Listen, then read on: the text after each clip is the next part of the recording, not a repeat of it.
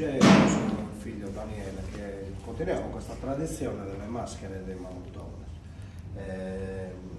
La lavorazione delle maschere rigorosamente effettuata a mano, proprio perché sia per continuare a dare il pregio che merita questa tradizione, e sia per avere dei pezzi indossabili, perché una maschera, l'originalità di una maschera prima di tutto deve essere sull'indossabilità, perché a volte si vedono delle maschere, dico, sono da appendere.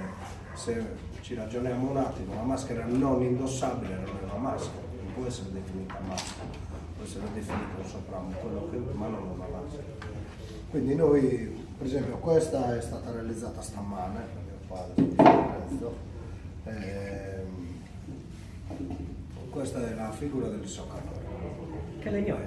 Questo è ontano, è un legno, diciamo, che è il prediletto dal mamuttone, perché quando è stagionato è abbastanza leggero, quindi ha una bella pasta compatta come legno, quindi è abbastanza semplice da lavorare, e poi però il suo pregio è la leggerezza, quindi quando è finito. Espressioni a mio piacimento, perché d'altronde lavoro anche artistico, quindi ogni tanto ci piace creare dei pezzi diversi.